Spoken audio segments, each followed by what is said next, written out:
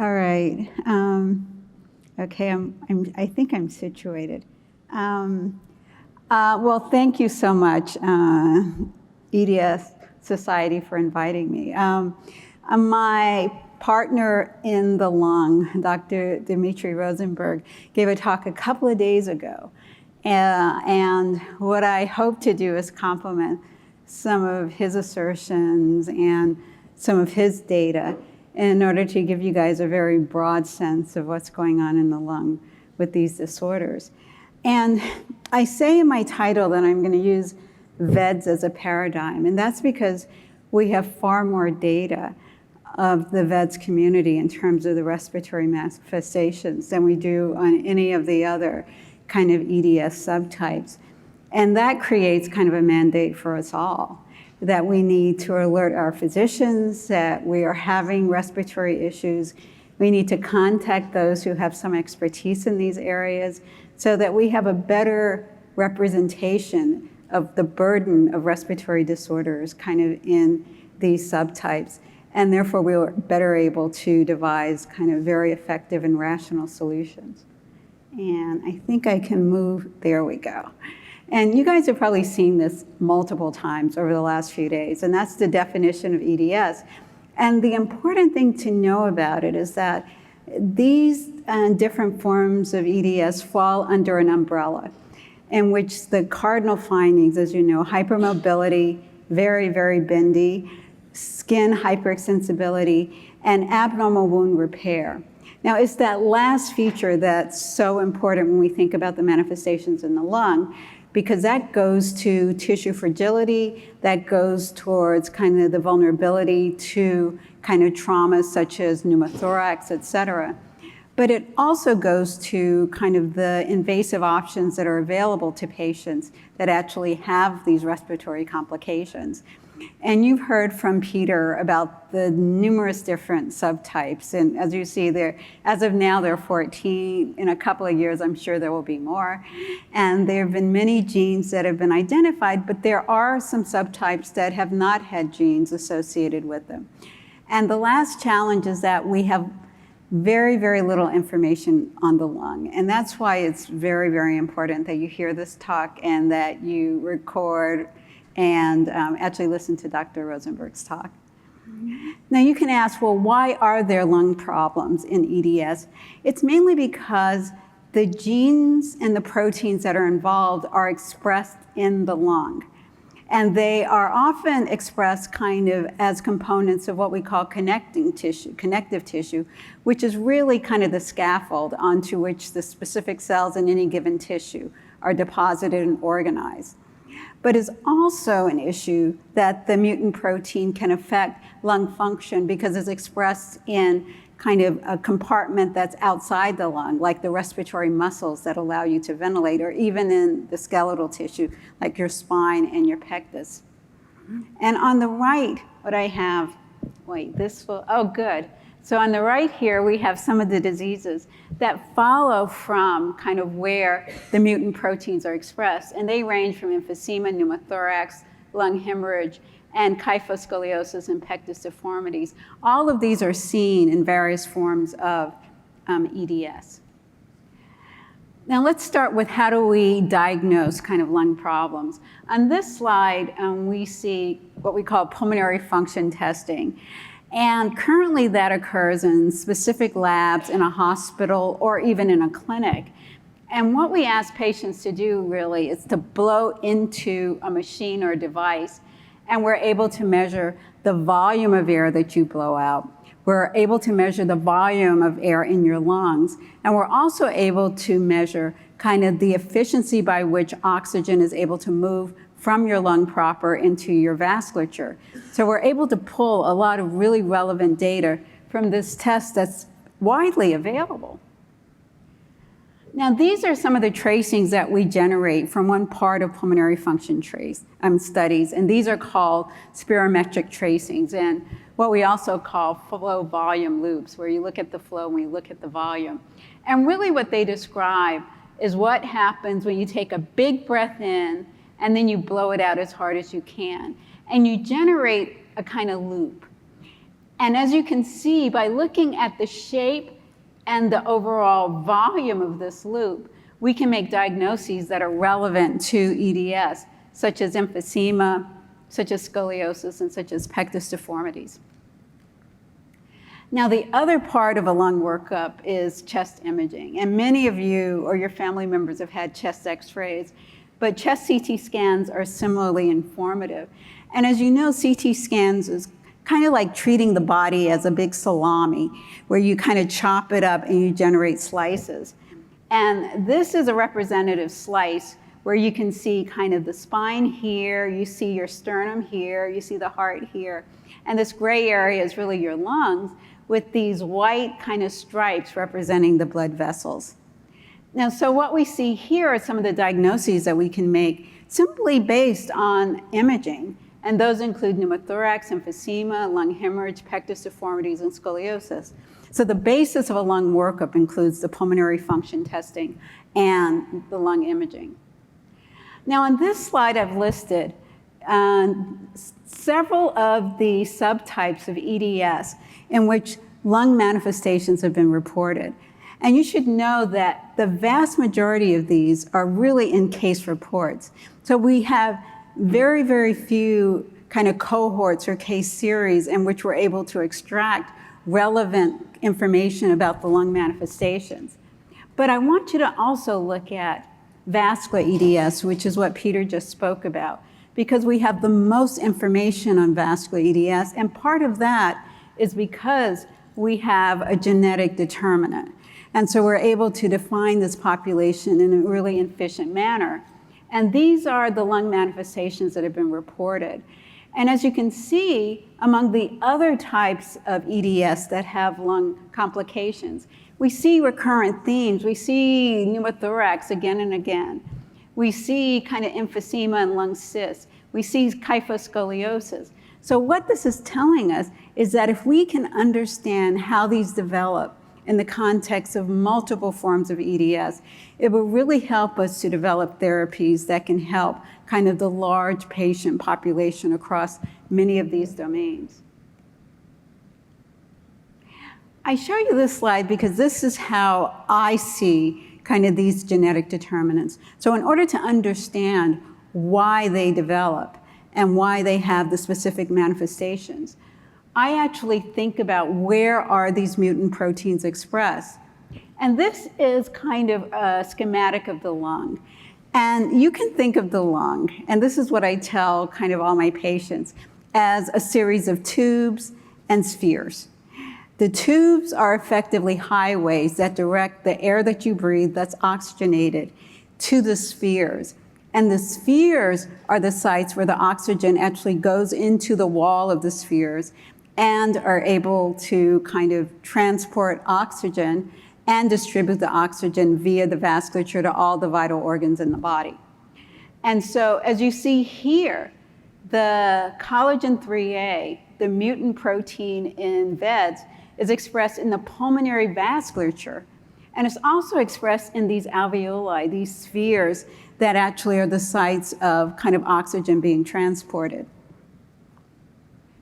And what we can assert, and sorry my picture overlies this, is that the expression in the lung vessels is one of the critical factors that determines the enhanced tissue fragility that we see in VEDS patients and maybe not in other forms of EDS. Now this is kind of a table of kind of 41 case reports that were generated from studies from 1980 to the present of lung findings in persons with VEDS.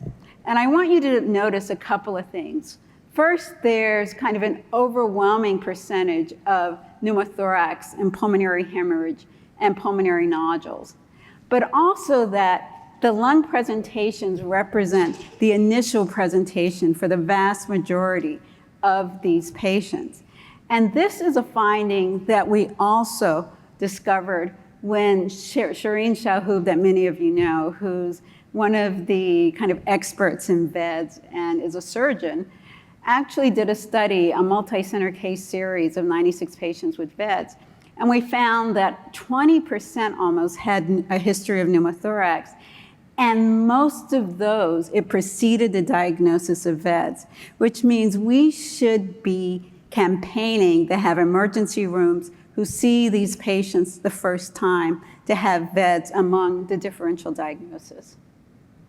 And this was also validated in a study that came out of Europe in a large referral center for VEDS, in which they looked at the burden of lung disease and lung findings. And what they found was something equally interesting. They actually found that 30% of 132 patients that they included in their study had emphysema on CT scan.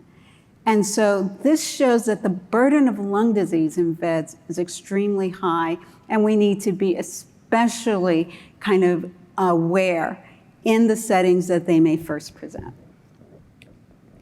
Now, this is how I put the whole story together, and we need to validate this with our mouse models and our patients. And so my general sense is that the fragility of the tissue, the lung tissue, makes the lung susceptible to spontaneous lacerations, spontaneous vascular injury that generates a hematoma. And a hematoma is just a localized bleeding event. And as these hematomas are healing, they have a couple of choices. So they initially form a cavity as they're healing, and then they either become a cyst that can sometimes be confused with emphysema. It's a hole in your lung. Or they scar down and become lung nodules. And that's why in many of our patients, we see cysts, nodules, bleeding at different time points. And for us to understand how those transitions occur will really help us respond much more productively when someone presents with a bleeding event. And this is one of my patients actually who had recurrent bleeding. And as you see here, this is kind of a coronal view of a CT scan. And this is what we see kind of with these kind of focal lung hemorrhages, where this is a cavity and the surrounding kind of ground glass or haziness is what we call bleeding around a cavity. And here we see little cysts, these little holes in the lungs. And this is another patient in which we see a cavity here, and we also see that there's a nodule here. And these were taken 3 months kind of difference. And so it evolved from a cavity to a nodule. Now, what does lung hemorrhage look like clinically? There are many symptoms like cough, chest pain, but one of the cardinal symptoms is hemoptysis, coughing up blood. And this can, in fact, be an incidental finding on a chest X-ray and CT scans. And Peter will also tell you that sometimes you're scanning patients and you see what is clearly kind of an area of hemorrhage. And right now, what we can do is monitor that, create a level of vigilance in our patients, but we don't have a specific intervention that we undertake when we see this. Now, how do we make the diagnosis? Well, it's based obviously on imaging, CT scan, X-ray. And when there's a question as to whether bleeding is occurring, we would typically confirm the bleeding with a thoracentesis or bronchoscopy. But these choices become more complicated in someone who has tissue fragility and needs to be discussed because we may want to make the diagnosis or monitor the patients because they're at risk of having more complications with these procedures. What is the natural history of lung hemorrhage? First of all, they develop without a triggering insult. And my patients love to think that, could it be because I cough too much, because I have a cold or something of that? You don't need to have that in order to develop lung hemorrhage. And most events are just self-limited, they get better. And in most of my patients, they have kind of recurrent low-grade hemoptysis. And that means like every month or so, they'll have a few hours in which they're coughing up blood that resolves over time. And so what you do is you work out a plan of when medical intervention is needed. And you work that out so that your life isn't constantly interrupted by kind of medical follow-up for these manifestations. And so the bottom line is that lung hemorrhage is a known manifestation. Pulmonary consultation should be obtained when you actually have one of these events. And our diagnostic approaches should be informed by this whole issue of tissue fragility. I want to talk briefly about pneumothorax. And as you see here, pneumothorax is what happens when there's like a wound on the surface of the lung and air enters this space called the pleural space surrounding the lung and causes the lung to be compressed, as you see here. So this is a collapsed lung and this is air in the pleural space. It is a minor diagnostic criteria for VEDS, but it's also seen in other forms of EDS. And the symptoms are typically pleuritic chest pain or strange discomfort in the chest, shortness of breath, and maybe even a dry cough. And it's also diagnosed with imaging. And the treatment, and this is really important, is that there are several treatment options. And if the pneumothorax is very small, hospitalization or monitoring in an emergency room is fine, and with a little bit of supplemental oxygen, because that can establish the stability of the pneumothorax and whether clinically you're able to go home.